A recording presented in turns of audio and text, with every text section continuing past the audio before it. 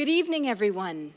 My name is Charlotte Enns, and I am the acting dean here in the Faculty of Education. I want to begin by acknowledging that the University of Manitoba is on the traditional lands of the Anishinaabe, Cree, Oji-Cree, Dakota, and Dene peoples, and the homeland of the Métis Nation. We respect the treaties that were made here on these territories, and we acknowledge the harms and mistakes of the past, and we dedicate ourselves to move forward in partnership with Indigenous communities in a spirit of reconciliation and collaboration. Welcome here and welcome home. I know for many of you, you're alumni, and this is a place where you studied and learned and became teachers. And we welcome you back for our presentation this evening. And I also want to acknowledge that it's wonderful to be together in person, although we do have some people attending online as well. It's been a wonderful start to the new school year, seeing students on campus, having events together, and as we just did at the reception, celebrate the accomplishments of our alumni and students.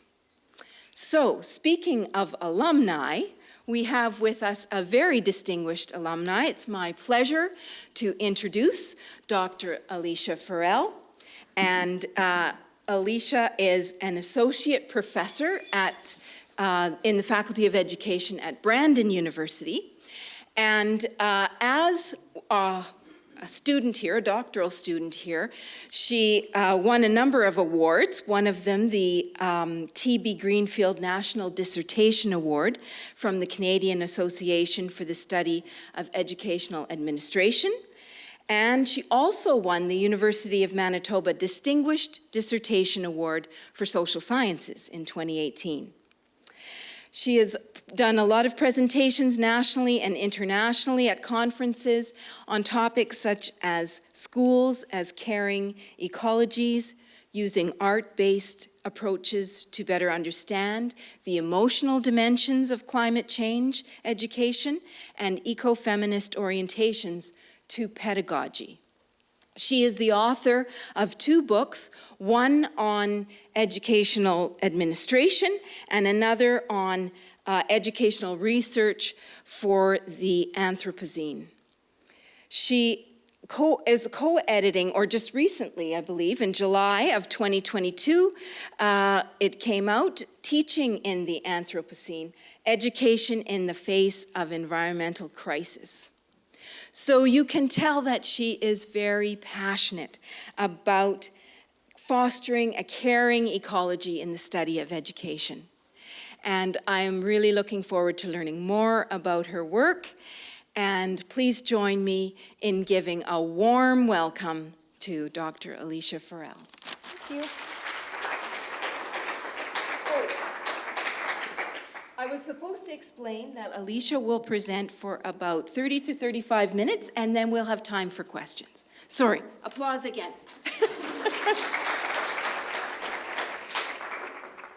Hello, everyone. It's so good to be in the room with other humans and to know that there are a bunch of other humans on Zoom who are with us tonight. So we'll figure out an artful way, Charlotte and I, of bringing the Zoom folks into the Q&A section. We'll try to do that as best that we can. I'd like to start by saying I'm just very honored to be here with all of you tonight.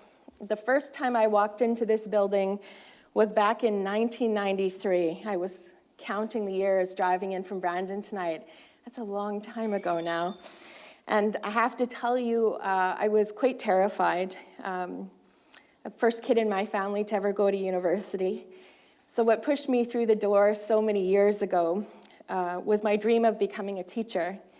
But I have to tell you that why I was able to make it through the first term and eventually my graduate work had more to do with the professors who expected me to become the finest expression of myself inside and outside of the classroom. So here are some things that I learned about what it means to be a teacher from my time here as a U of M student. So from my instructors, I learned that it was important to be curious before I passed judgment. to look for wisdom in uncommon places, and to read widely and between the lines, particularly that piece, between the lines. I discovered my passion for arts-based research here because I was encouraged by my instructors and my colleagues in my grad classes to creatively pursue questions about what it means to teach. It also wasn't lost on me that many of my professors publicly critiqued educational policies that were expedient, but let's call them educationally thin. From them, I learned that being an educator, especially in precarious times, requires courage and a fierce commitment to the aims of public education in the public sphere. But I think what I remember the most about the many years I studied at U of M is how compassionate people were to me. Their support and encouragement gave me the confidence to be a teacher. And there I am, different blazer and darker hair, for sure. But we walk hand in hand with kids towards the future, and we hold on tight enough to shield them from the world so they can renew it in ways that we can't possibly imagine. Yet when it comes to the climate emergency, we seem unwilling to protect them from what Langston Hughes refers to in his poem, The Dream Keepers, as the two rough fingers of the world. As teachers, school leaders, researchers, and policymakers, we continue to work as faithfully as we always have, while not allowing ourselves to notice that climate change threatens the world in which we practice our beloved profession. Social psychologists might refer to this phenomena as the false uniqueness effect. Imagine a second-year teacher, if you will, who's concerned about the lack of focus on climate change in schools, but she doesn't hear many other teachers, school leaders, school board, or the union or policymakers talking about it. So she might begin to underestimate how much other educators are possibly worried. So my invitation to you tonight is to think together about why climate change feels like it's everywhere and nowhere in schools and universities. But before we go any further, I want to acknowledge tonight that talking about climate change is really hard. For one thing, it crosses vast distances in space and time, so it's difficult to hold climate change in our minds while we think about its relationship to education. It's also a worrisome topic. There might be a few moments tonight when strong feelings arise in you. My invitation is to let them move through and then remind yourself we are going to get to the life-affirming possibilities that can come from facing this difficult challenge together. Recently, I embarked on an eco-arts project with a group of young people from southwestern Manitoba. The aim of the study was to learn more about the emotional dimensions of the climate crisis in the lives of high school students. In part one of the project, I interviewed 18 students about their perceptions about climate change. And in phase two, they worked with eco-artists to explore topics like environmental stewardship, eco-justice, environmental degradation, and developing stronger connections to nature. In part three, 17 of them created artworks to engage a wider audience in evocative conversations about climate change. The art pieces culminated in an exhibition called Before I Go to Bed Tonight, and the title of the exhibition comes from an interview quote from one of the students. The exhibition at the Art Gallery of Southwestern Manitoba had 4,000 people visit during the run of the exhibition. Most of the participants referred to climate change with me as an intractable issue, pulsing in their references to avoidant boomers and in their terse laments about running out of time was resignation and a sorrow left unacknowledged by the many significant adults in their life. One said to me, "Alysha, it can feel like you're screaming at a wall and no one's listening to you." Another said, "It feels like fighting a battle you've already lost before you were born." Many of the students perceived adult evasions of the seriousness of climate change as a dismissal of the precarity of their future and a function of what Sally Weintraub refers to as the wider culture of uncare. Another student told me, "Climate change is too far gone, like it's just a matter of time until it's going to swallow us up." Another said, "If the older generation could have taken care of it and could have helped a little more, we would have less of a burden to carry on our backs."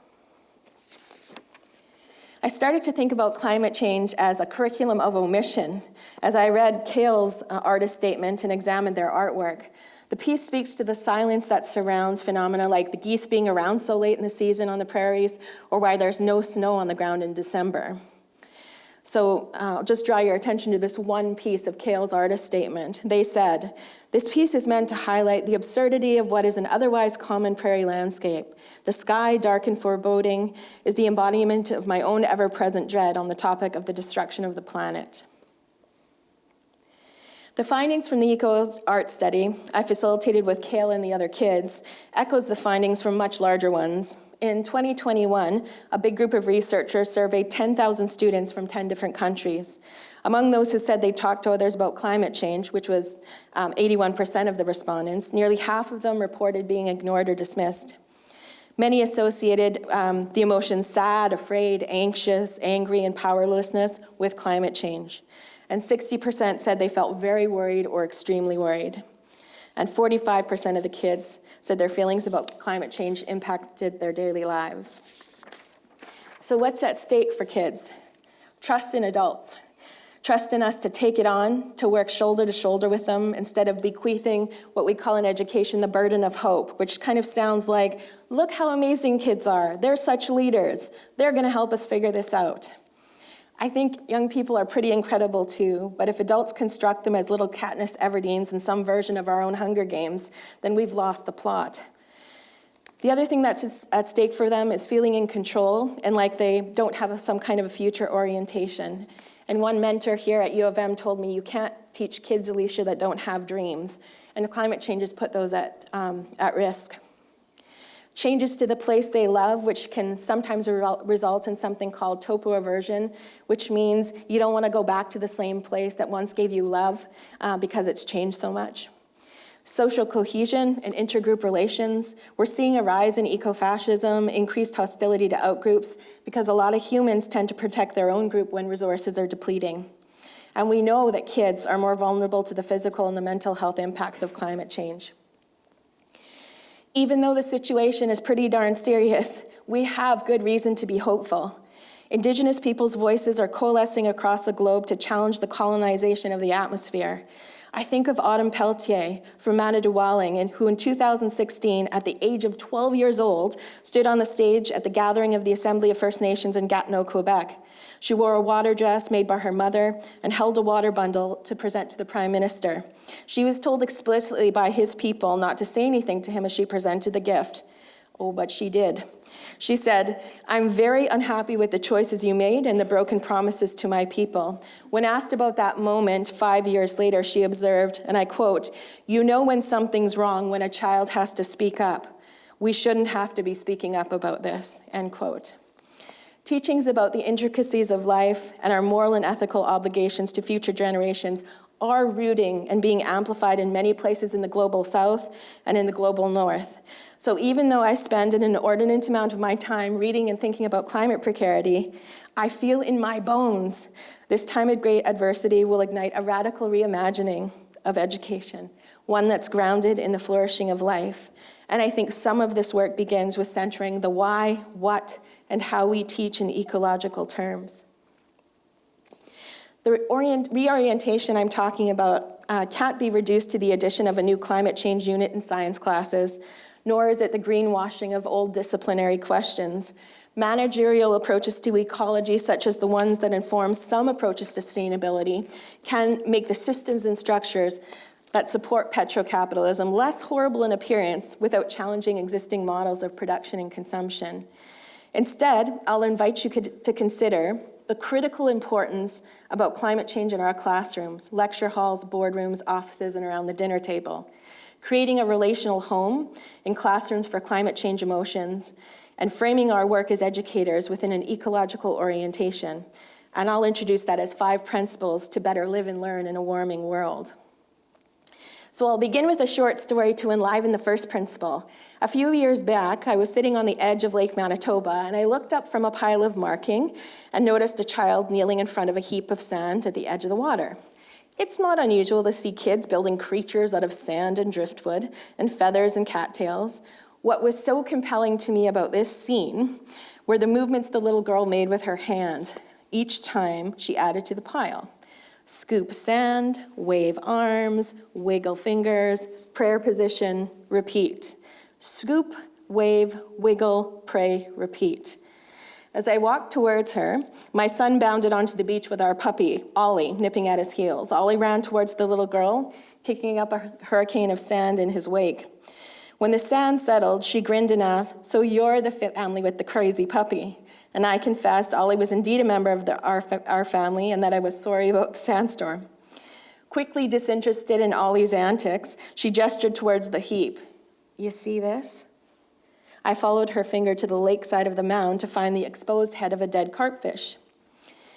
She began by saying her dad didn't like the carpfish because they were, quote, invaders. She went on to explain that even though a lot of people don't like the carp, she thought he was very beautiful and that his body looked to her like sparkles in the sun. And so it wasn't right for us to leave him just out on the beach for the birds to get him. I asked her why she chose to cover his head with sand. As several terns made their presence known above us, she whispered, "I want to, but that's the hardest part." And when I asked her if she minded telling me a little more about why it was so hard, she pointed to the fish and replied, "Imagine if that was your granny." At that point, she spun around to punctuate the end of our conversation. So what do we make of this little young person who staged a ritual in the sand to honor the life of a silvery creature in the sun? Many of the layers in our encounter touch on the affective dimensions of anthropocentrism and its relationship to climate change. The little girl's comparison of the fish's body to the body of her my granny is not only a demand for our empathy, but it also suggests that we have a familial relationship to the carp, and we have an obligation to see ourselves in the carp's story. Our little steward calls us to consider what lives matter most in her musing about her father's dislike of the carp. Watching her morning ritual, I felt my own tiny fingers and flushed cheeks press against the passenger side window of my dad's truck as we passed a deer lying on the side of the road. The gesture she made with her arms ushered me back to the impromptu funeral I officiated for a black and yellow bird that flew into my bedroom window just before my 8th birthday party. And I interpret the abrupt turn of her body at the end of our conversation as symbolic of intergenerational disconnection and the disenfranchisement of grief young people experience as the climate crisis intensifies. Most importantly, this narrative, full of ancestral howls and heartbeats, is a reminder that we are living and teaching in the time of the Anthropocene. The second principle of an ecological orientation I'd like to share with you tonight is that we are not connected equitably. Those who suffer the worst impacts from climate change contribute the least to its causes.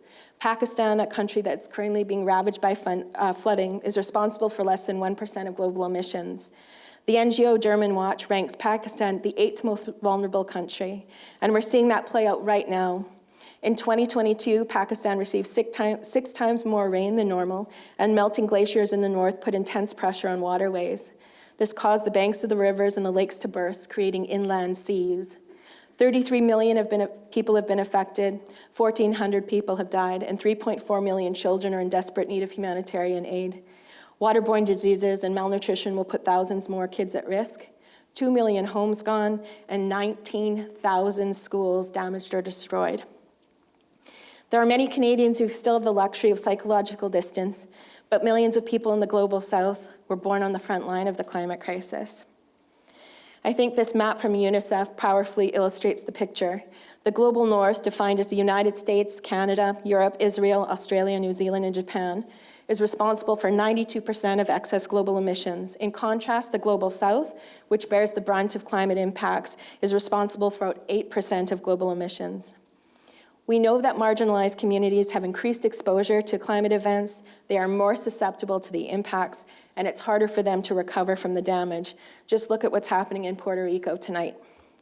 We're seeing it, though, in Canada, too.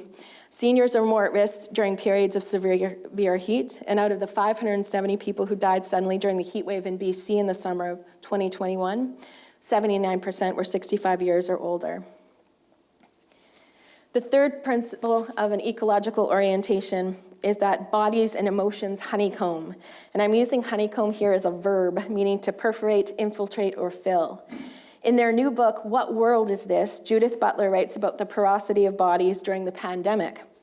In reference to the perilousness of breathing in shared spaces, they reference how one's refusal to wear a mask or get vaccinated produces the material consequences in the lives of others.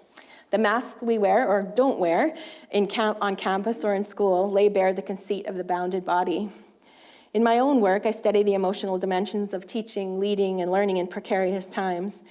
And one thing I've learned is that emotions don't just belong to individuals. They are leaky and mutually influencing.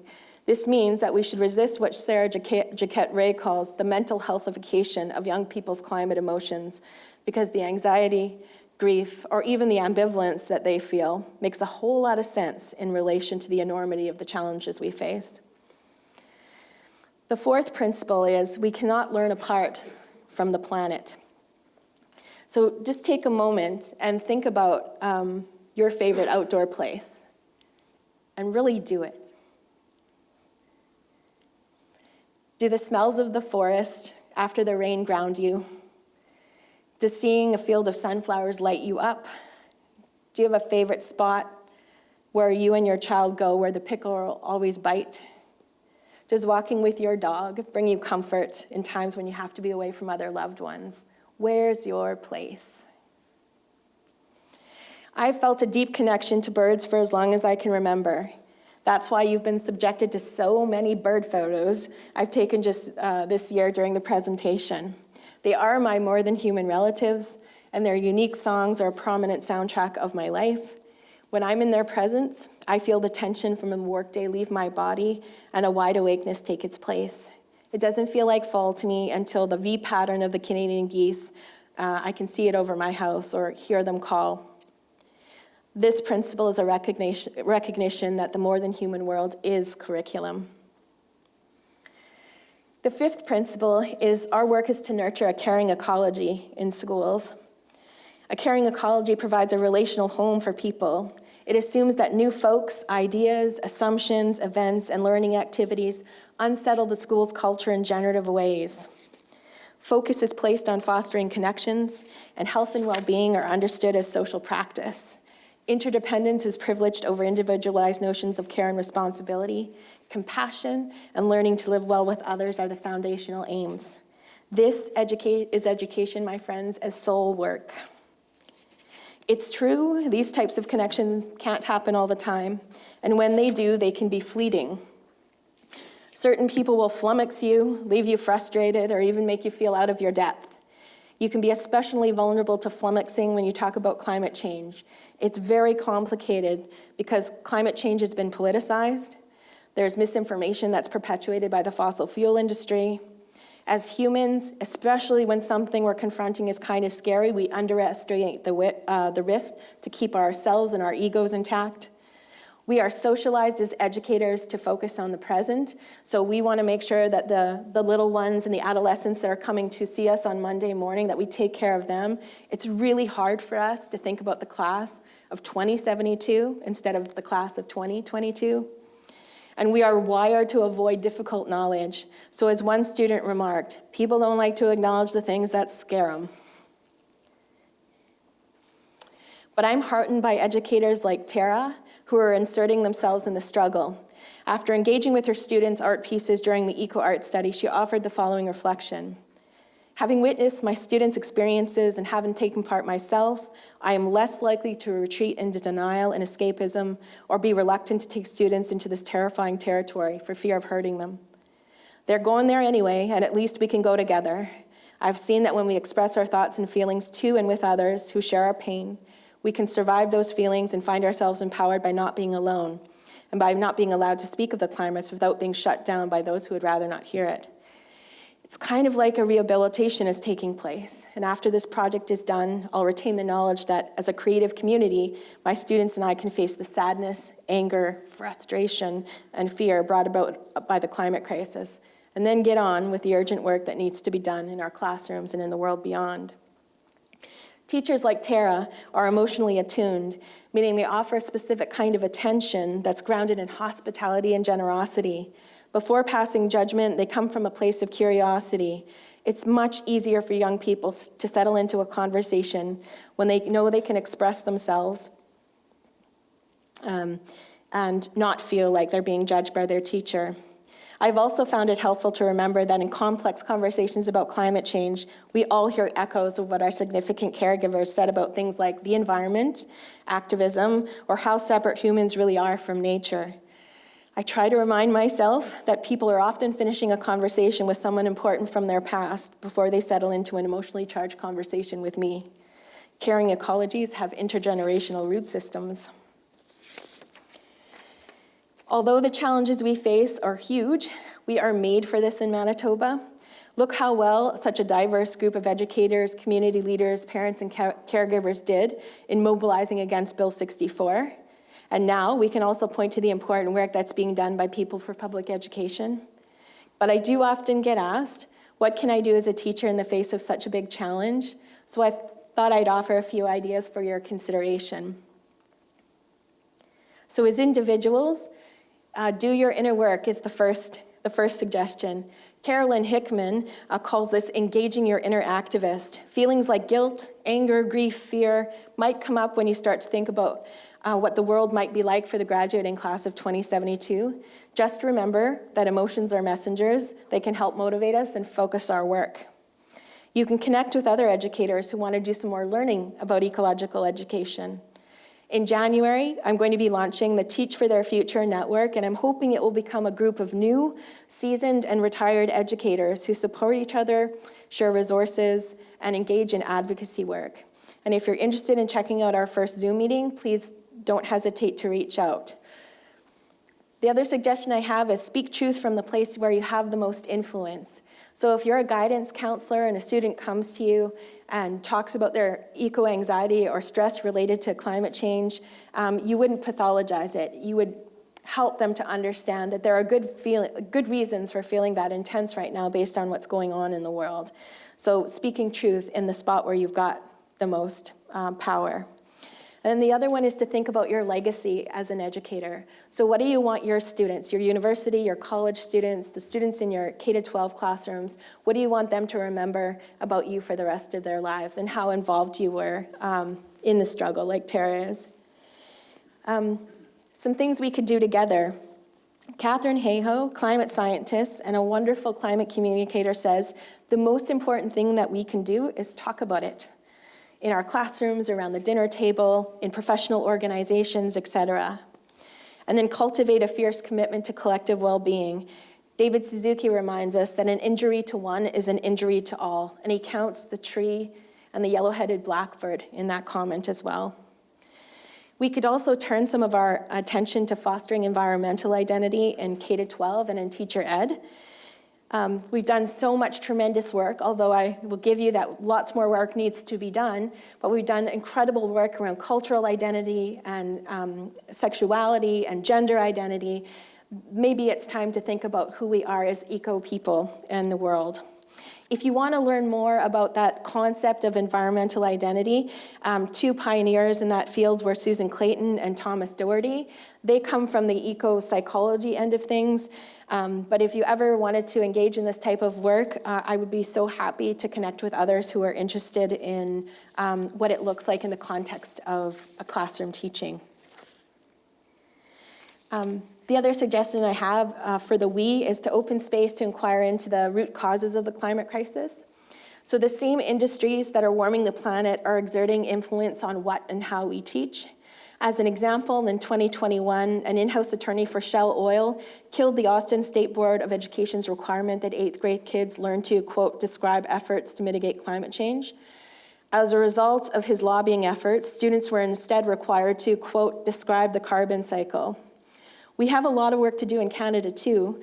Wines and Nichols analyzed the coverage of climate change in high school curricula across Canada according to 6 topics. They found that learning objectives across the provinces and territories tended to focus on physical climate mechanisms and observable increases in temperature, with very little focus on scientific consensus about climate change or the negative consequences of global warming or how humans could mitigate the worst effects. We need spaces of curriculum that support student inquiry into intersections among climate change, other injustices, so we can focus our activism and renewal efforts in the right places. This is a photograph of an image theater exercise I facilitated with a group of high school students in Brandon. This method comes from Boal's Theatre of the Oppressed Arsenal. Using our bodies as intelligent clay, we worked in small groups and made living sculptures to represent the roots of the climate crisis. And then we made new images to illustrate how we might better live together amid the Earth's carrying capacity. So drama activities like this one, are pretty powerful because they invite kids and students to share their own stories, making the images multivocal, and conflicting interpretations of the same phenomena can exist at the same time in the same place, which is pretty amazing when you're trying to wrestle with some complicated topics. In our classrooms, we can model ease with talking about climate change. This requires us doing our inner work, and we can connect personal well-being to planetary health. When students share difficult knowledge about how they're feeling around climate change, we can listen with our whole bodies and then listen some more. Validate strong emotions, especially when they're speaking from a place of intergenerational anger. And we can attune. And attunement is the process in which adults communicate a reciprocal or an affective state without losing themselves in the moment. Again, drama activities are incredibly fruitful if you want to practice listening, validating, and attuning. A theater exercise I've facilitated on multiple occasions is called Mirror Instincts, and it just does that. To begin the exercise, students choose a partner, and they move to an open space in the room. They stand facing each other, and then the teacher invites the kids to mirror their partner's body movements and facial expressions. Typically, one person in each dyad takes a leadership role in the beginning of the exercise. After a minute or so, I remind them that the goal is to achieve a level of synchronicity that would make it difficult for me to know which person was initiating at any given time.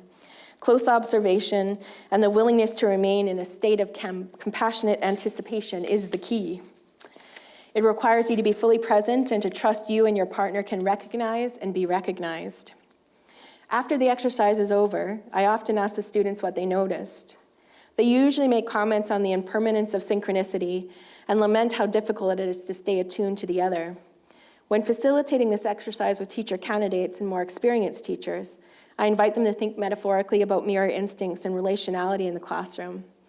On several occasions, I've been struck by a connection a teacher has made between the game and what it means to take responsibility for the other within an educational encounter. During an undergrad class pre-COVID, I noticed a student wince when she bent her knee during the first 30 seconds of the game. Her partner winced too, and as they both extended their bodies upwards to distance themselves from the pain of the knee bend, a silent agreement was made to conduct the rest of the exercise using the top half of their bodies. As the exercise progressed, I noticed their arm and hand movements become more and more nuanced, and their faces expressed a broader range of emotions. In the last part of the exercise from across the room, they appeared frozen in time. As I approached them, I realized they had located the exercise in their eyes. For the next 2 minutes, they managed to communicate joy, wonder, fear, and sarcasm through eye rolls, winking, and wide-eyed gazes. The other thing we can do in classrooms is situate our curriculum in the more than human world. The rocks have something to teach us about time and intergenerational learning. The monarch butterfly has something to teach us about the sustenance we need to survive a long journey. In a more concrete way, we can get outside with young people more often, and thankfully there's already so much rich work in the areas of land-based learning and play-based learning to draw from. And then move to the collective in terms of what and how we teach.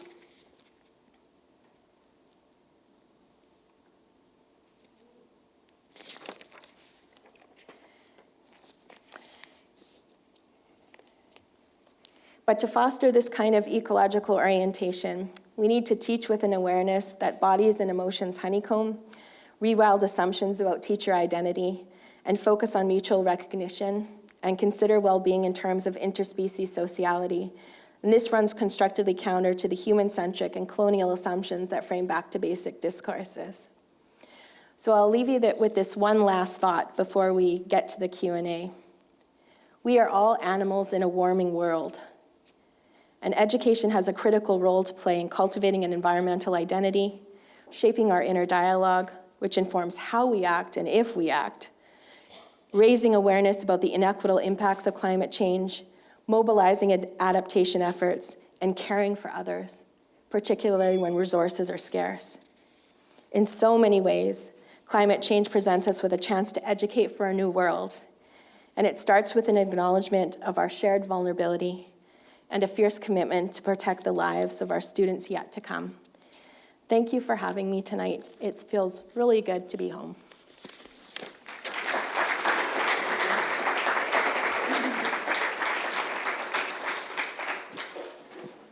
I just thank you. As a social studies teacher, I empathize with all this, and there's a lot that we can do in the classroom, and I appreciate all your advice here tonight. But I wonder, like in the context of the school, what we can do when we face the blockades of like neoliberal ideology.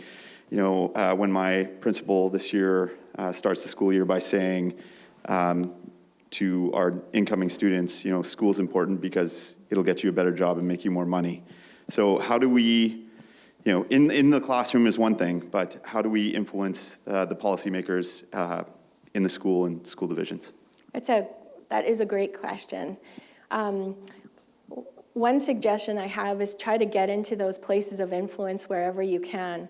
So they'll do all calls. I don't know sometimes about how those invitations get extended, but and I know time is precious for teachers, but if you can get yourself into spaces like, for example, when they ask for people to volunteer ideas when they're up for designing a new curriculum, spaces like that, or even in your school. I don't know anyone who says, strategic planning, sign me up, right? I don't know many of those folks in school. There are some, but not many. But when you do have those opportunities, try to get into those zones of influence. The other thing I would say is think about who you're voting for and why. In terms of, now we're getting to more of a macro level. So I often will phone prospective MLAs or NPs, and I say, I'm an educator.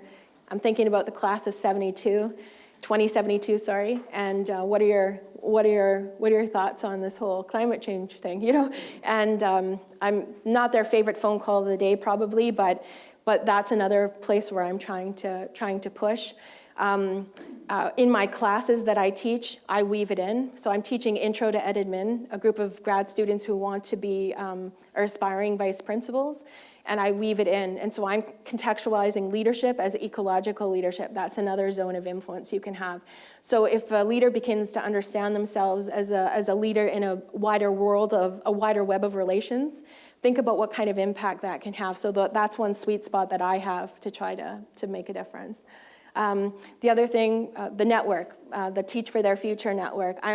I realized that I've kind of been swept up into the neoliberal notion that if I recycle my pop cans, I'm making a difference. Although it does help, but it's systems and structures we need to get at. So one of the reasons that we're going to pull that network together is so that we can have a larger impact in Manitoba in terms of encouraging this type of conversation. So those are a few ideas, but happy to keep talking about it at some point if you want to reach out. A question from the Zoom. There is a current project to renew the K-10 science curriculum. What would you like to see addressed at the various grade levels? Oh, that's a big question. But a good one. So I would say that would be impossible to make that list tonight. But one thing I would say, actually, to challenge the premise of the question a little bit, because I think for social studies teachers and science teachers, we want those topics to be enmeshed in those curriculum. But I think what we're facing now as a group of humans is that the old disciplinary categories don't hold anymore. So I guess what I would be advocating for is not just a group of science teachers to come into a room to make something called a science curriculum, that actually we start to think about curriculum in a very dramatically different way. So I would start with that. No disciplinary silos anymore. All right. Another question from the room? Yeah, I just have a question about arts-based research. I'm learning about it now, and I think I know in my mind what it is, but if you could just give me your own perception of it, and then also, if it was outside the K-12 system and you had, an hour with Manitoba provincial politicians, what kind of exercises would you do that would actually have some potential to be successful? So would I want to do, or would they be willing to do it? It's open-ended. Okay. Okay, so I'll start with the first one around arts-based research. And so that terrain is wide and deep. So it depends. So roughly, arts-based researchers attempt to employ the arts to answer questions that may not be able to be answered otherwise by other kinds of methodologies. The degree to which people use the arts to answer the questions is different for folks. So for me, the visual art piece was so compelling for me, and I'm so happy we did it, but I come from a drama background. So my way of answering those questions is to use drama techniques. So what arts-based research looks like for me is getting young people in a room to explore different questions, in particular related to climate change, to make images. So the picture you saw on the screen is image theater, and then to have other students in the room interpret those images, documenting those, and then inviting audience members from the wider community to come in and see those. Because one of the things that arts-based research is supposed to do is engage a wider audience, so it's not just for the researcher and even for the participants. And the other thing that's important about that work is it has to be loaded with interpretive potential. So you get to bring your own lived experience to the image in image theater or the paintings that you saw the students make that were on the screen there. And you get to bring your own story with it, and it creates this kind of oscillating effect, which is amazing about arts-based research. It keeps going, right? So I've written a 10-minute play based on the artworks that the students have made, so it kind of it's spinning out in a new direction. So using the arts, engaging artists with you in that work, it answers questions that can't be answered with, like a survey, for example. It has to be loaded with interpretive potential, and it has to engage the senses and be creative. So yeah, like that's an amazing question. Probably don't have time to sort of do the whole list of ABR, but that's a place to get started if you're interested in that kind of work. Yeah. If I had my dream with politicians, like if I got them all in a room, I probably would. My dream would be to actually do some theater work with them so they could feel the impact of their decisions. Because what happens is folks get so distant from the people that they're impacting.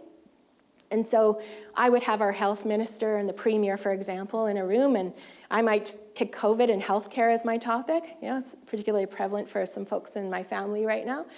And I might say, okay, well, let's act out the scene, right? So here's the mini play. We have the play End in a Crisis, which just comes from Augusta Boal's like forum theater type of work. And now we have other people who can intervene to try something else out that would make that scene in the hospital room more caring, more inclusive, more focused on that patient's well-being. So that would be my dream, is to actually do playmaking with them, where they are actually implicated as characters in their own dramas that they're playing out on Manitobans right now, and then be able to encounter audience members, citizens, who would challenge some of the discourses they're using, the more neoliberal discourses around healthcare, education. Yeah, thanks, good questions. Sounds wonderful. I would go to that play. Okay. Sorry. There's one more question. This might need to be our last one. You were talking a little bit about the arts-based or the art exhibition you engaged in with students and how they responded. Can you expand a bit more on how they responded? I had the pleasure of seeing the phenomenal art, and it was moving. The students were incredibly, I think, moved to have their artwork up. A lot of the interview conversations that we had were kind of gloomy, if I was to give a word to describe it. They were feeling a little bit defeated. But as soon as we got the paint, the clay, there were some joyful moments that erupted in some of those moments when they're actually engaging with other artists who are doing that work. And when that artwork was up on the wall in the gallery and they were interacting with each other and other people who are coming to see it, they saw an impact, right? Sometimes, like there was this really sweet moment between an older gentleman and a group of the students who had created art. And he said, well, in the face of climate change, what good is a painting? That's what he said to one of the kids. And so, but this 17-year-old young man said, tell me more about why you say that, which was amazing for 17. I never would have thought of doing that at 17. And he turned to this older gentleman and said, "What do you see in my picture?" And he said, "Well, I see this and this." And he said, "You seem to love farming and your land." And so the student says, "Well, then what's going to happen if there's so much drought and you can't plant your crops anymore," right? So they had this really difficult moment together, but that's what the art piece opened up for them. And at the end of that, I would say that that moment for that artist and the gentleman in the gallery, they found some common ground in that moment together. And so I think that the students felt some agency, and they felt that they created some conversation in the community, which was the point. So, yeah. Thank you, Zoomer, for the question. We probably have time for one more question. Dawn. I guess my question is, why climate change? I mean, the one thing about climate change is possibly it's very hard to show youth when you enact or you try to make a difference with respect to climate change. Visibly seeing their impact on climate change is almost impossible.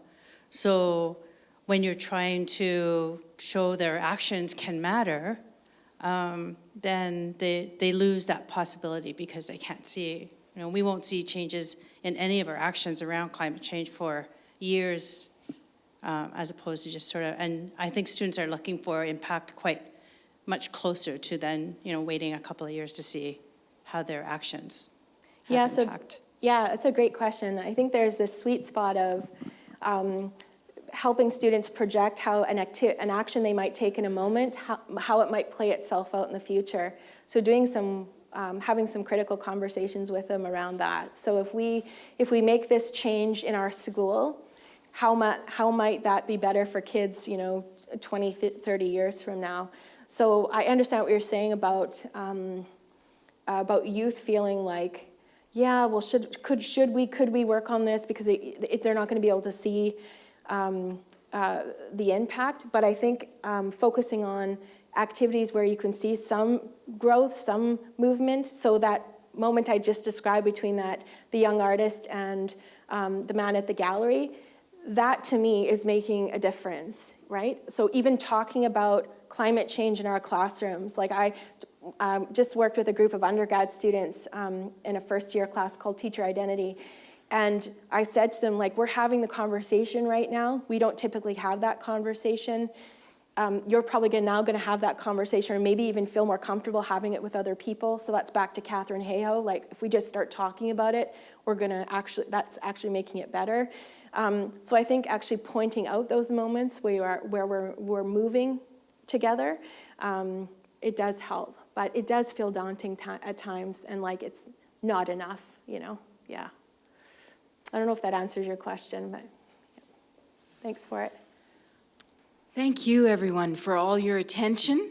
I know we could talk about this for a lot longer, but I'm going to bring the evening to a close, and I want you to join me in thanking Alysha once again for this thought-provoking talk. There's a lot of phrases that are rumbling around in my head. Education as soul work. Climate change is everywhere and nowhere. Some of your ideas about not putting the burden of hope on young people, really good reminders, and all the great strategies and ideas for incorporating things into our teaching, not just in science or social studies, but everywhere. So thank you so much for coming and bringing your radical message to us today. Thank you. Thanks, Alex. Thank you very much.